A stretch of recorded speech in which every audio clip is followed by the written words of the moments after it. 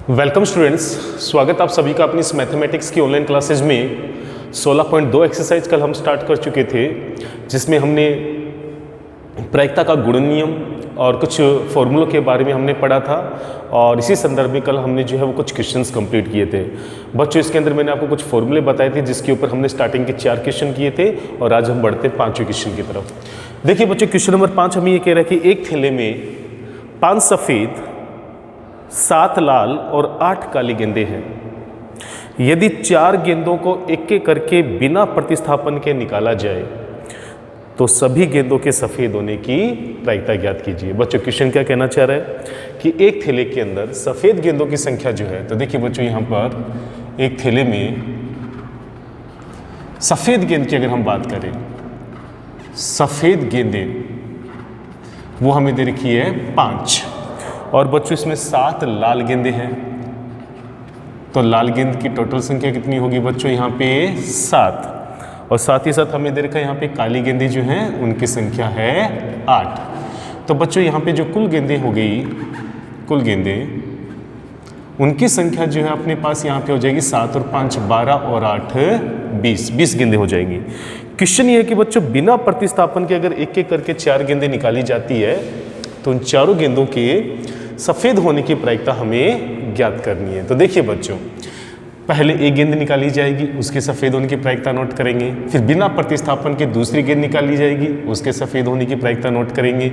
इस प्रकार से हम क्रमागत तौर पे चारों ही गेंदों के सफ़ेद होने की प्रायिकताओं को अलग अलग निकालेंगे, फिर उन चारों गेंदों के सफ़ेद होने की प्रायिकता एक साथ निकालेंगे। तो देखिए बच्चों, यहाँ पर मैं बात करूँ पहली गेंद की, तो देखिए बच्चों, पहली गेंद के सफ़ेद निकलने की प्रायिकता, सफ़ेद निकलने की प्रायिकता, तो देखिए बच्चों इस केस के अंदर जो प्रायिकता होगी वो आपको पता है, अनुकूल परिणाम बटे कुल परिणाम। तो बच्चों यहाँ पे आएगा 5/20। अभी प्रारंभ में कोई भी परिवर्तन यहाँ पे देखने को नहीं मिलेगा, तो अनुकूल परिणाम बटे कुल परिणाम। लेकिन बच्चों जब बात करें हम दूसरी गेंद की, लेकिन ये जो कंडीशन हो रही है ये हो रही है बिना प्रतिस्थापन के।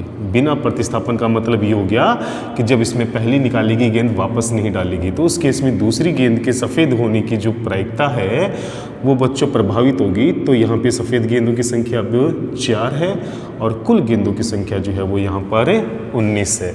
इसी प्रकार बच्चों तीसरी गेंद के सफ़ेद होने की प्रायिकता बिना प्रतिस्थापन की स्थिति में 3/18 हो जाएगी। और इसी प्रकार जो चौथी गेंद है उसके सफ़ेद होने की प्रायिकता जो है वो 2/17 हो जाएगी। तो बच्चों यहाँ पे मैंने बिना प्रतिस्थापन के केस में चारों ही गेंदों के सफ़ेद होने की प्रायिकताएं निकाल ली। अब देखिए बच्चों, इन चारों गेंदों के सफ़ेद होने की प्रायिकता अर्थात इन सभी घटनाओं के एक साथ घटित होने की प्रायिकता, इन चारों गेंदों के सफ़ेद होने की प्रायिकता इनकी अलग अलग प्रायिकताओं के गुणनफल के बराबर होगी, प्रायिकता के गुणन नियम से।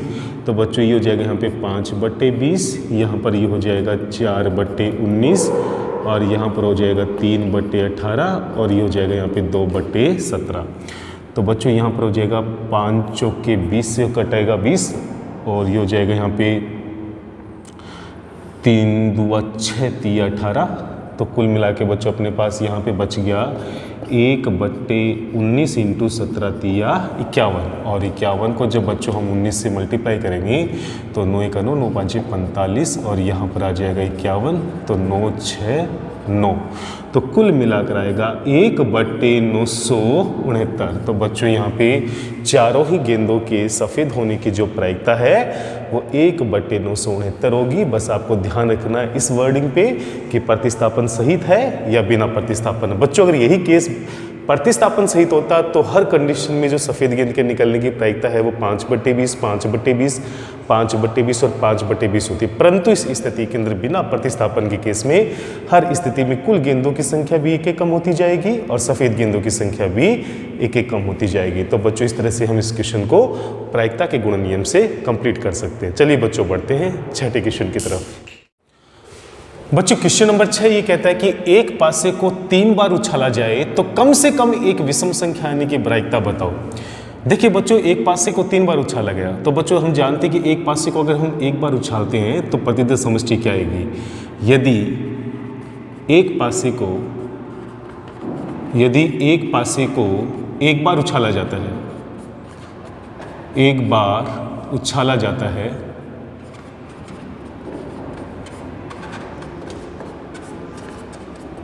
तो प्रतिदर्श समष्टि क्या बनती है बच्चों। तो इस केस में जो प्रतिदर्श समष्टि है वो बनती है S बराबर 1, 2, 3, 4, 5 और 6। बच्चों अगर इस प्रतिदर्श समष्टि में सम संख्या आने की प्रायिकता ज्ञात करें तो देखिए बच्चों, सम संख्या आने की प्रायिकता इस स्थिति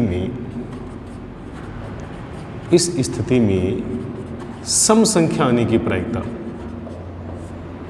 सम संख्या आने की प्रायिकता, इस स्थिति में सम संख्या आने की जो प्रायिकता है वो क्या होगी बच्चों, 3/6 यानी कि 1/2, क्योंकि यहाँ पे 3 अनुकूल परिणाम है, 2, 4 और 6, और टोटल परिणाम है 6, तो 3/6 यानी कि 1/2।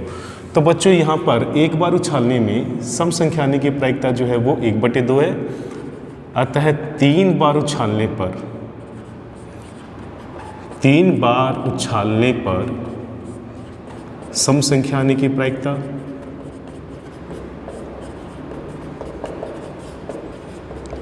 तो बच्चों 3 बार उछालने पे जो सम संख्या आने की प्रायिकता है वो उनकी अलग अलग प्रायिकताओं के गुणनफल के बराबर होगी। तो पहली बार में सम संख्या आने की प्रायिकता 1/2, दूसरी बार में भी सम संख्या आने की प्रायिकता 1/2, तीसरी बार में भी सम संख्या आने की प्रायिकता 1/2, तो कुल हो जाएगी 1/8। अब देखिए बच्चों, इस कंडीशन में हमसे पूछा गया है कम से कम, ये फॉर्मूला आपको ध्यान में रखना होगा बच्चों, कम से कम एक बार विषम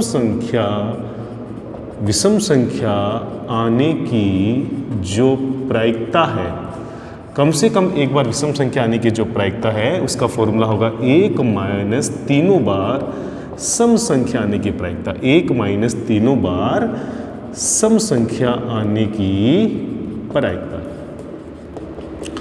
तो बच्चों इस वजह से जो है हमने यहाँ पे तीनों बार सम संख्या आने की प्रायिकता को पहले ही निकाल लिया था।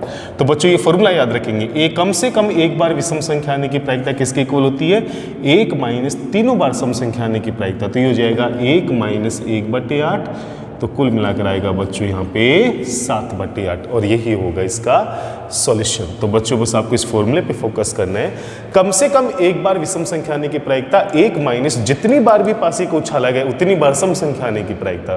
तो चूंकि एक बार सम संख्या आने की प्रायिकता बच्चों 1/2 होती है, तो 3 बार उछाला तो 3 बार सम संख्या आने की प्रायिकता 1/2 × 1/2 अर्थात 1/8 होगी।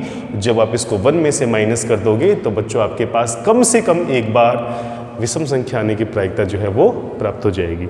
तो बच्चों इस प्रकार से ये क्वेश्चन बहुत आसानी से कंप्लीट हो जाएगा। अब बढ़ते हम लोग नेक्स्ट क्वेश्चन की तरफ। क्वेश्चन नंबर 7 बच्चों हमें दे रखा है कि 52 पत्तों की गड्डी में यादृच्छिक बिना प्रतिस्थापन किए 2 पत्ते निकाले जाते हैं, इन दोनों पत्तों के काले रंग के होने की प्रायिकता ज्ञात कीजिए। देखिए बच्चों, चूंकि ताश की गड्डी की बात हो रही है जिसमें 52 पत्ते हैं, तो प्रतिदर्श समष्टि में 52 परिणाम होंगे, और ताश के 52 पत्तों में बच्चों आपको अच्छे से पता है कि काले रंग के पत्तों की जो संख्या है वो 26 होती है। चूंकि ताश के 52 पत्तों में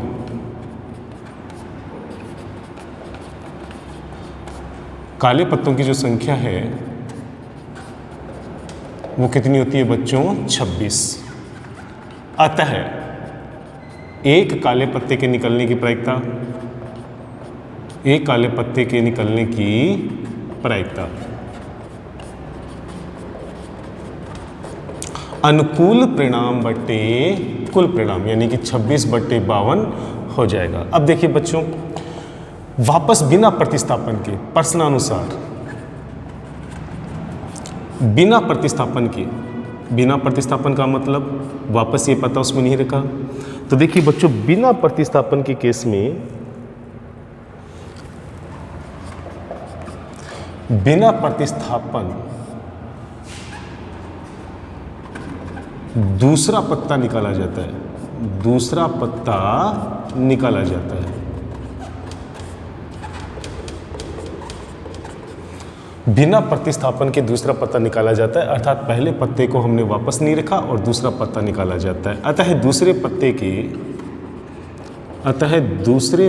के काले रंग के होने की प्रायिकता, काले रंग के होने की प्रायिकता क्या होगी बच्चों? एक काला पत्ता कम हो जाएगा यानी कि 25 और टोटल में से भी एक पत्ता कम हो जाएगा तो यहाँ पर आएगा 51, क्योंकि हमने यहाँ पे वापस वो पत्ता नहीं डाला, पहला पत्ता वापस नहीं डाला 52 पत्ते की गड्डी में, इसलिए काले पत्तों की संख्या में भी एक की कमी आएगी और कुल पत्तों की संख्या में भी एक की कमी आएगी। अतः जब दूसरा पत्ता निकाला जाता है बिना प्रतिस्थापन के तो दूसरे पत्ते के काले होने की प्रायिकता 25/51 होगी। अतः दोनों घटनाओं के एक साथ घटित होने की प्रायिकता, अतः दोनों पत्तों के काले रंग की होने की प्रायिकता, अतः दोनों पत्तों के काले रंग के होने की प्रायिकता, क्या होगी बच्चों? इन दोनों की प्रायिकताओं का गुणनफल यानी कि 26/52 इंटू में हो जाएगा 25/51, तो ये हो जाएगा 1/2, तो कुल मिलाकर आएगा बच्चों 25/102। तो बच्चों यहाँ पे दोनों पत्तों के काले रंग की होने की प्रायिकता कितनी हो जाएगी? 25/102। तो बच्चों आपने देखा होगा प्रायिकता के गुणन नियम से ये सारे क्वेश्चन बहुत ही आसानी से हो रहे हैं। अगर आपको ध्यान देना है तो केवल इस वर्डिंग पे ध्यान देना है, बिना प्रतिस्थापन के है या प्रतिस्थापन सहित है, क्योंकि इसी के ऊपर प्रायिकता जो है वो डिपेंड करती है। चलो बच्चों बढ़ते हैं नेक्स्ट क्वेश्चन की तरफ। बच्चों यहाँ पर जो क्वेश्चन नंबर 8 है वो जो पीछे हमने प्रश्नावली की है 16.1 सहप्रतिबंध प्रायिकता, उसी प्रकार के क्वेश्चन को यहाँ पे वापस रिपीट कर दिया गया है और उसको करने का तरीका भी वही होगा जो हमने 16.1 में सहप्रतिबंध प्रायिकता के केस में किया था, जहाँ पे हम सबसे पहले एक प्रतिदर समष्टि बनाते हैं, एक घटना हमें दी होती है जो घटित हो चुकी होती है और एक घटना दी होती है जिसके घटित होने की प्रायिकता हमसे पूछी जाती है। पहला केस जो होगा बच्चों वो यहाँ पे प्रतिदर समष्टि का निर्माण करेगा, तो यहाँ पे 2 सिक्कों को उछाला जाता है, इसलिए बच्चों इस घटना की जो प्रतिदर समष्टि है वो आपके पास 4 परिणामों के साथ आएगी, HH, TT, HT और TH। अब देखिए बच्चों हमें 2 चित आने की घटना ज्ञात करनी है, तो मैंने यहाँ पे घटना A को मान लिया 2 चित आने की घटना, 2 चित आने की घटना। तो देखिए बच्चों इस घटना ए के अंतर्गत कितने अवयव आएंगे? केवल मात्र एक ही अवयव आएगा, क्योंकि यहाँ पर 2 चित्त की घटना को ये रिप्रेजेंट कर रहे हैं। तथा घटना बी बच्चों हम यहाँ पे मान सकते हैं कम से कम एक चित्त आना, कम से कम एक चित्त आना, कम से कम एक चित्त आना। तो घटना बी के अंतर्गत देखिए कम से कम एक चित्त आने का मतलब 2 भी आ सकता है, दोनों चित्त, पहला चित्त दूसरा पट और पहला पट और दूसरा चित्त। तो बच्चों ये जो है वो कम से कम एक चित्त आने की परिणामों को यहाँ पे प्रदर्शित कर रहा है। तो बच्चों हमें यहाँ पे घटना ए की प्रायिकता निकालनी है, अर्थात बच्चों मुझे यहाँ पे PA/B का मान निकालना है और सहप्रतिबंध प्रायिकता के फॉर्मूले से ये PA/B/PB के इक्वल होगा और इसको मैंने डाल दिया समीकरण नंबर 1। तो देखिए बच्चों यहाँ से A/B का मान क्या आएगा? A और B का जब हम इंटरसेक्शन निकालेंगे तो केवल एक ही पद जो है, एक ही अवयव जो है वो कॉमन आएगा, और अगर हम इसकी प्रायिकता की बात करें तो ये प्रायिकता 1/4 हो जाएगी। और चूंकि हम इसमें घटना B की प्रायिकता का भाग देना है तो घटना B में यहाँ पे 3 अवयव आ रहे हैं, इसलिए इसकी प्रायिकता हो जाएगी यहाँ पे 3/4। और जब ये दोनों ही वैल्यूज़ को समीकरण नंबर 1 में रखेंगे तो घटना ए की जो सहप्रतिबंध प्रायिकता है वो 1/4/3/4 अर्थात 1/3 के रूप में हमें प्राप्त हो जाएगी। तो बच्चों देखा आपने ये क्वेश्चन जो है वो 16.1 की तरह ही था, सहप्रतिबंध प्रायिकता का ही रूल इसमें हमने लगाया और बहुत आसानी से हमने इसको सोल्व कर लिया। तो बच्चों आज के लिए हम लोग इतना ही करेंगे, बाकी के वीडियोस के लिए आप लोग कल का कीजिएगा इंतजार। यहाँ तक किसी भी प्रकार का कोई भी डाउट हो तो ज़रूर पूछिएगा। जय हिंद, जय भारत।